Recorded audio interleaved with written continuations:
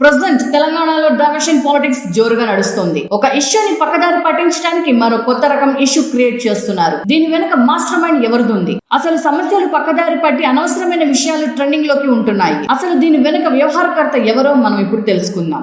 Diversion politics వల్ల ప్రజలు తీవ్రంగా నష్టపోయే అవకాశం ఉంది. ప్రజలకు వచ్చే కష్టాలను మీడియా చూపించకుండా కేవలం దీనిపై ఫోకస్ చేస్తున్నారు. గత 2 రోజుల నుంచి మీడియాలో బాగా ఫోకస్ అయిన కొండ సురేఖ ఇష్యూ గురించి తెలుసుకుందాం. ఒక చిన్న గీత పక్కన మరో పెద్ద గీత గీస్తే ఈ చిన్న గీత అంతగా ఫోకస్ అవ్వదు. కావున మూసీ నది సుందరీకరణ వంటి బిగ్గెస్ట్ ఇష్యూ నుంచి తెలంగాణ ప్రజలు దృష్టి మళ్లించడానికి కొండ సురేఖ కేటీఆర్ పై వ్యాఖ్యలు చేస్తే ప్రజల మైండ్ సెట్ ను దృష్టి మళ్లించవచ్చు అని ఈ విధంగా చేశారు. అంతేకాదు తెలుగు చిత్ర పరిశ్రమలో చైతన్య సమంత జోడి విడిపోవడం ఇప్పటికే చాలా మంది మర్చిపోలేకపోతున్నారు. వాళ్ళిద్దరి జీవితంలో ఏం జరిగిందో ఎవరికి తెలియదు. అసలు ఎవరికి తెలియాల్సిన అవసరం లేదు.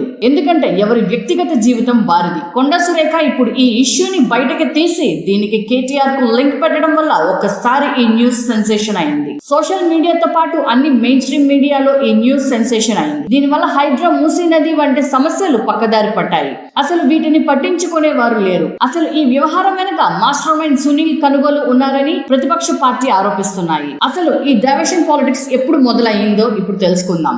కాంగ్రెస్ ప్రభుత్వం ప్రతిష్టాత్మకంగా చేపట్టిన మూసీ నది సుందరీకరణ ప్రాజెక్టు పై మూసీ నది ప్రాంత ప్రజల నుంచి తీవ్రమైన వ్యతిరేకత వచ్చింది.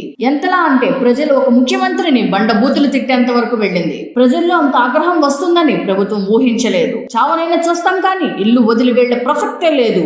మరోవైపు హైడ్రా మీద హైకోర్టు తీవ్ర ఆగ్రహం వ్యక్తం చేస్తుంది. రంగనాథ్ ను చీల్చి చెండాడడం. హైకోర్టు దీనికి సంబంధించిన వీడియో మెయిన్ స్ట్రీమ్ మీడియాతో పాటు సోషల్ మీడియాలో బాగా వైరల్ అయింది. దీంతో ప్రభుత్వం మీద ప్రజల్లో తీవ్ర వ్యతిరేకత వ్యక్తమైంది. దీంతో సునీల్ కనుగోలు రంగంలోకి దిగి 300 మందిని కొత్తగా రిక్రూట్ చేసి వారు రోజుకి ఒక ప్రభుత్వ అనుకూల వీడియోని చేసేలా ట్రైనింగ్ ఇచ్చారు. దీంతో వీళ్ళ మూసీ నది వల్ల మంచి జరుగుతోందని వీడియో రికార్డు చేసి సోషల్ మీడియాలో పోస్ట్ చేయడం మొదలు పెట్టారు. కానీ ప్రజల ఆగ్రహం ముందు ఈ డ్రామా ఎక్కువ రోజులు నడవలేదు. దీంతో ఒక పెద్ద ఇష్యూ చేయాలని ఆలోచించి కొండ సురేఖను మీడియాతో ఈ విధంగా మాట్లాడించినట్టు ప్రతిపక్ష పార్టీ ఆరోపించింది. ఇక మూసీ నది హైడ్రా వ్యవహారం పక్కకు పోయింది. మొత్తానికి ఒక స్ట్రాటజిస్ట్ వల్ల సినిమా పరిశ్రమ మొత్తం అబాస్పాలైంది. ఇప్పటికైనా ఇటువంటి పనికిమాలిన చర్యలు మానుకుంటే భవిష్యత్తులో ప్రజల నుంచి కొంచెం సానుకూల స్పందన వచ్చే అవకాశం ఉంది.